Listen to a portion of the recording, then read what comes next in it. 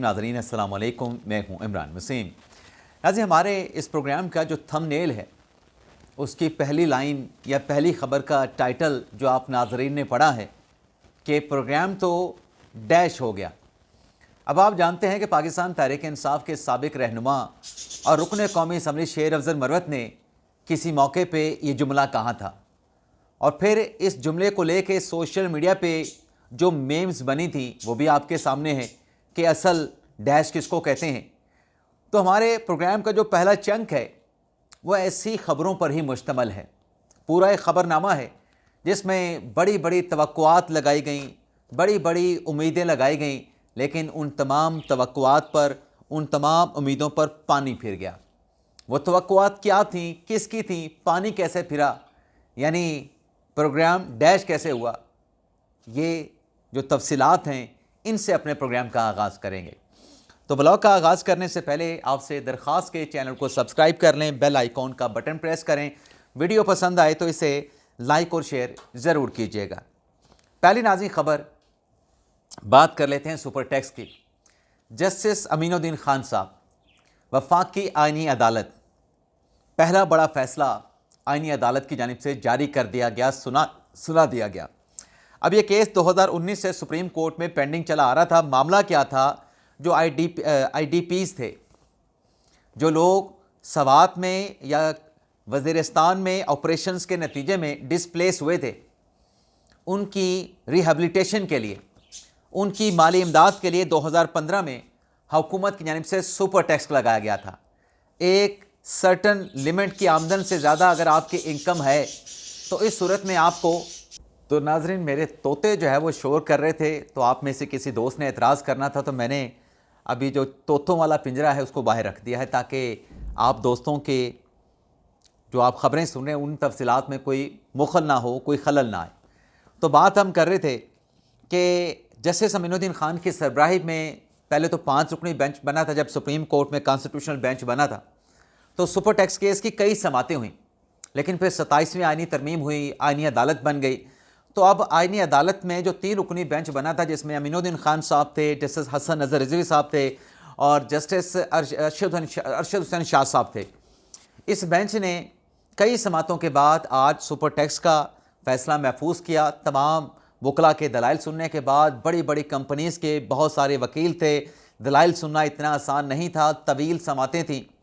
तो आज अदालत ने यह केस समात मुकम्मल होने के बाद फ़ैसला भी सुना दिया है, मुख्तसर फ़ैसला भी जारी कर दिया है और तफसीली फ़ैसला बाद में जारी किया जाएगा।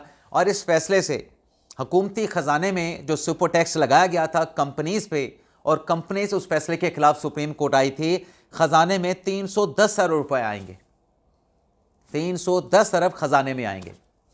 अब आ जाते हैं बाकी जो ख़बरें हैं वो प्रोग्राम वाली। नाज़रीन, कायमा कमेटी बराए मजहबी अबूर का इजलास हुआ और इस इजलास की जो सरबराही की पाकिस्तान तहरीक इंसाफ की खातून रहनुमा शगुफ्ता जुमानी साहब ने की। अगर मैं गलत नहीं हूँ तो शगुफ्ता जुमानी साहब का जो ताल्लुक़ है वो पाकिस्तान पीपल्स पार्टी के साथ है।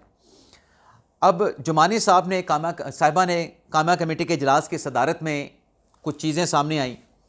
उसमें अरकान की तरफ से, कमेटी अरकान की तरफ से कहा गया कि हर साल रबी अव्वल में जो पार्लिमानी डेलीगेशन सऊदी अरब में जाता है, उस पार्लिमानी डेलीगेशन के अरकान की जो तादाद है वह 7 से बढ़ा के 110 की जाए, और जो वहाँ पे जो उम्रा अदा किया जाता है उसके पैसे भी अरकान पार्लिमान के पॉकेट से ना लिए जाएं, बल्कि सरकार कौमी असम्बली का सेक्रेटेरिएट की अखराजात बर्दाश्त करे। शगुफ्ता जुमानी साहब ने कहा, जब ये प्रपोज़ल आए, जो कायमा कमेटी के चेयरमैन हैं उनकी तरफ से कहा गया कि ये पैसे अगर सरकार के ख़जाने से अदा हों, अरकान असम्बली से पैसे ना लिए जाएं, तो ये अवाम के ऊपर, ख़जाने के ऊपर कोई बोझ नहीं होगा, बल्कि अरकान जो सऊदी अरब में जाके दुआ करेंगे उम्रा की अदायगी के दौरान, तो पाकिस्तान तरक्की करेगा।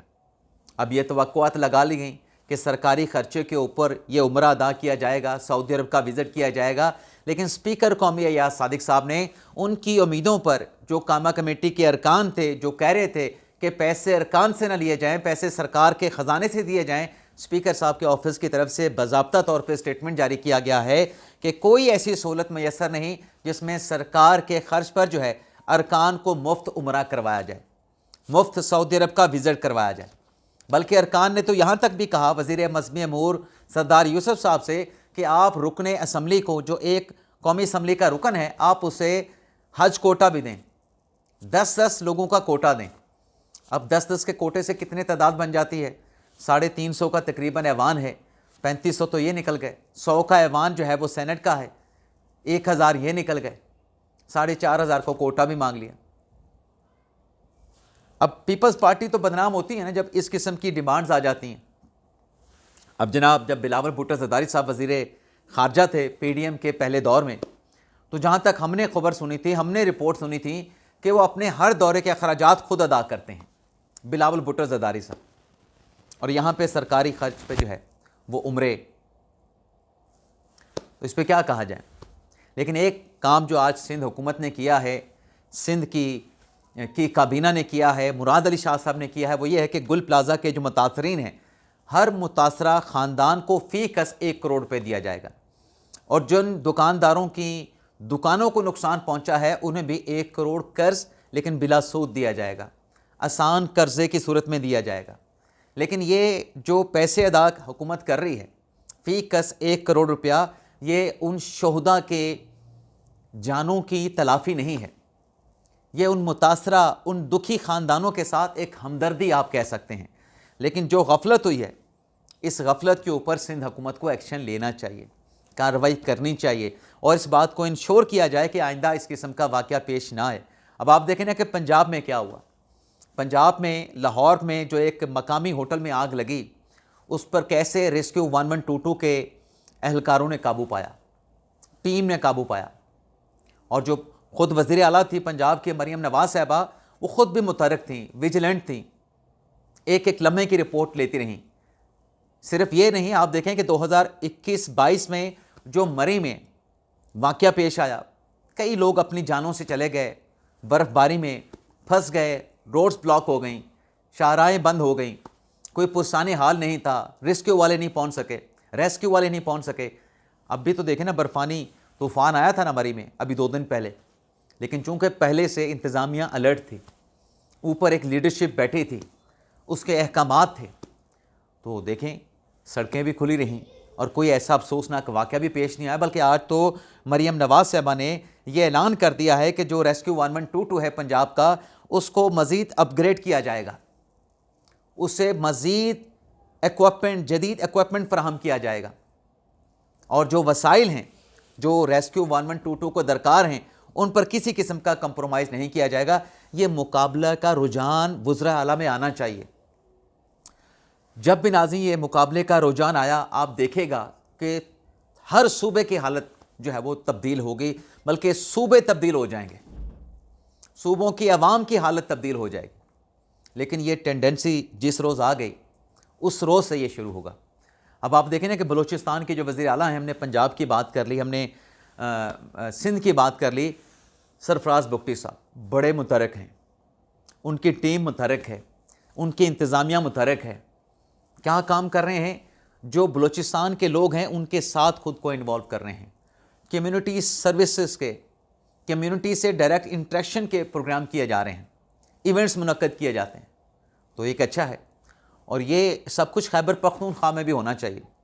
खैबर पख्तूनख्वा की काबीना ने एक फ़ैसला किया और वह फ़ैसला ये है कि सवात को 2 अज़ला में तकसीम कर दिया गया है, सवात को 2 अज़ला में तकसीम कर दिया गया है। बाकी जो तीरा में हुआ वो आपके सामने है। सूबाई हुकूमत मलबा वफाकी हुकूमत पे डाल रही है, वफाकी हुकूमत ने तरदीद कर दी है। अब सूबाई हुकूमत कह रही है कि जो स्टेटमेंट वफाकी हुकूमत ने जारी किया उसको वापस लिया जाए। भाई, आपको उस स्टेटमेंट की तो तकलीफ़ है। जो वादी तीरा के लोग बर्फ़बारी से वहाँ पर नकल मकानी पर मजबूर हुए, आपके इंतज़ामिया ने आपको आगाह किया, आपने उनके इंतज़ामात नहीं किए, आपने रजिस्ट्रेशन के कैंप नहीं लगाए, आपने महदूद अमला वहाँ पे डिप्लॉय किया, तो उनके साथ क्यों ज़्यादती की? इश्क़ इमरान के साथ साथ इश्क़ अवाम भी अपने साथ रखें ना, इश्क़ अवाम भी अपने साथ रखें, सिर्फ इश्क़ इमरान को ना लेके चलें। अब नाज़रीन आते हैं इमरान खान साहब की ख़बर पे बात कर लेते हैं। इश्क़ इमरान की बात हुई है तो इमरान खान से जुड़ी 2 ख़बरें हैं। एक तो वही कि प्रोग्राम डैश गया, लेकिन उससे पहले इमरान खान साहब के ख़िलाफ़ जो 9 मई के इस्लामाबाद में 5 केसेस हैं, जिसमें इमरान खान साहब की, बुशरा बीबी साहबा की अबूरी ज़मानतें अदालत में फ़ाइल हैं लेकिन दलाइल नहीं हो सके। दलाइल क्यों नहीं हो सके? इमरान खान साहब को वीडियो लिंक पे पेश नहीं किया जा सका। तो जज अफजल मंजूका साहब ने इस केस की समाअत की और 6 फरवरी तक केस की समाअत को एडजर्न करते हुए जज अफजल मंजूका साहब ने हुकाम को डायरेक्शन दी है कि आइंदा हेयरिंग पे इमरान खान साहब को वीडियो लिंक पे पेश करें। लेकिन दूसरा आप ये देखें कि जो बसंत का इवेंट होने जा रहा है पंजाब में 6, 7, 8 फरवरी को, इस बसंत के प्रोग्राम को लेके कोई इश्तियाल अंगेज़ी ना हो, हुकूमत पंजाब की तरफ से सेक्शन 144 लगा दिया गया है। अब ये जो सेक्शन 144 लगाया गया है, 30 दिन की ये पाबंदी है और इन 3 दिनों के अलावा 6 फरवरी, 7 फरवरी और 8 फरवरी के अलावा आप पतंगबाजी नहीं कर सकते। लेकिन 25 साल के बाद बसंत के इस इवेंट को पंजाब हुकूमत ने ज़िंदा किया है।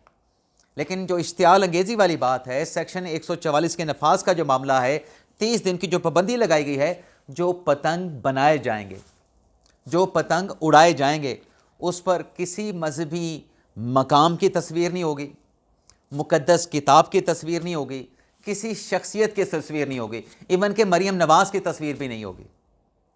तो ये पाबंदी लगा दी गई है, पतंगों पे आप कोई तस्वीर नहीं लगाएंगे, कुछ लिखेंगे नहीं, और एक रंग की पतंग बनाएं, मल्टी कलर की आप पतंग बनाएं, उस पर कोई पाबंदी नहीं होगी।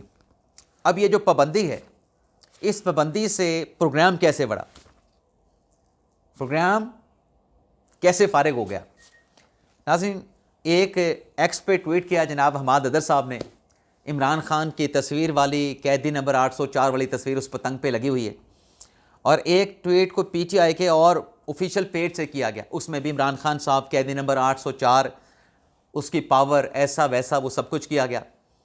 तो ये कुछ प्लान था कि शायद बसंत के मौके पे इमरान खान साहब की तस्वीर वाली जो है वो पतंगे उड़ाई जाएंगी।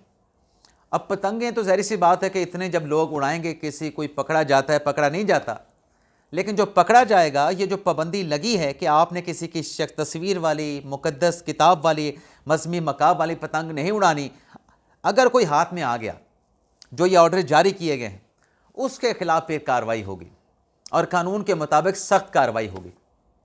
तो पाबंदी है इमरान खान साहब की या किसी भी शख्सियत की तस्वीर वाली पतंग उड़ाने पे, तो जो वायलेशन करेगा उस पर पंजाब हुकूमत की तरफ से जो मतलब वजाहत आई है, जो कहा गया है, तो अगर जो भी इसके वायलेशन करेगा फिर उसके खिलाफ सख्त एक्शन भी होगा, वो फिर अच्छे बुरे का खुद जिम्मेदार होगा। इसके अलावा नाज़रीन, इमरान खान साहब से मुलाकात, जनाब शफ़ी जान साहब का स्टेटमेंट अभी चल रहा है, वो कहते हैं कि इमरान खान साहब से मुलाकात बहुत ज़रूरी है, लेकिन बात यह है कि मुलाकात की इजाज़त तो जनाब बैरिस्टर गौर साहब को मिल गई थी। बैरिस्टर गौर साहब खुद ही मुलाकात करने के लिए नहीं गए। बैरिस्टर गौर साहब ने कहा कि अकेला मुलाकात करने के लिए नहीं जाऊंगा, आज मंगल का दिन है, मेरे साथ एक वकील भिजवा दें, इमरान खान साहब की लीगल टीम का एक, इमरान खान साहब की फैमिली का बंदा भिजवा दें। अब बैरिस्टर गौर साहब ने सोचा कि मैं मुलाकात का बाइकआउट कर रहा हूँ तो मेरी बात मान ली जाएगी, लेकिन मुलाकात का वक्त ख़त्म हो गया। जब मैं ये प्रोग्राम रिकॉर्ड कर रहा हूँ, बैरिस्टर गौर साहब की फिर किसी के साथ मुलाकात नहीं हो सकी। यानी जो आपने तवक्को लगाई थी कि अकेले नहीं जाऊँगा, साथ में 2-3 को लेके जाऊँगा, तो किसी की मुलाकात नहीं हो सकी। लेकिन इस मौके पर बैरिस्टर गौर साहब ने मीडिया के साथ गुफ्तगू में चंद अहम बातें की हैं, वो मैं बातें आप दोस्तों की खिदमत में पेश करना चाहूँगा। एक तो बैरिस्टर गौर साहब ने कहा कि 8 फरवरी की जो कॉल है उसको वापस लेने का कोई इम्कान नहीं, ठीक है, लेकिन बैरिस्टर गौर साहब ने मुतनब्बे भी किया कुछ लोगों को। बैरिस्टर गौर साहब ने कहा कि गैर जिम्मेदाराना बयानात नहीं देने चाहिए। किसी की बाप या किसी के बहन वाले जो स्टेटमेंट दिए जाते हैं, मैं सबसे कहता हूँ कि अपनी ज़ुबानों पर काबू रखें। अब ये कौन स्टेटमेंट देता है कि किसी के बाप की ज़रूरत है या किसी की बहन, ऐसे वैसे स्टेटमेंट दिए जाते हैं, ये मेरे ख्याल से अपने ही पार्टी के लोगों को, सोशल मीडिया के लोगों को जनाब बैरिस्टर गौर साहब ने इंतबाह दिया है कि ऐसी ज़ुबान इस्तेमाल ना करें, अपनी ज़ुबान पे काबू रखें। और नाज़रीन, जो आज बातें बैरिस्टर गौर साहब ने की हैं, अगर इनकी बातों को तहरीक इंसाफ वाले खुद फॉलो करें ना, तो बैरिस्टर गौर साहब अकेला बहुत सारे मामलात को सुलझा सकता है, संभाल सकता है। बैरिस्टर गौर साहब ने कहा कि मुज़ाकरात की बात नहीं करते, जो हमें मारेंगे उनके साथ हम मुज़ाकरात की बात नहीं करते, यानी तालिबान के साथ जो हमें मारते हैं उनके साथ हम मुज़ाकरात की बात नहीं करते। इमरान खान साहब कुछ और बात करते हैं, बैरिस्टर गौर साहब ने आज नई बात कर दी है। इमरान खान साहब, सोहेल हफीज़ साहब कहते हैं कि जो तालिबान है उनके साथ बात की जाए, और ये कहते हैं कि जो मारेंगे उनके साथ बात नहीं करते। और फिर गौर साहब ने कहा कि जो वफाकी हुकूमत ने प्रेस रिलीज़ जारी की, इसको जारी करने की ज़रूरत नहीं थी।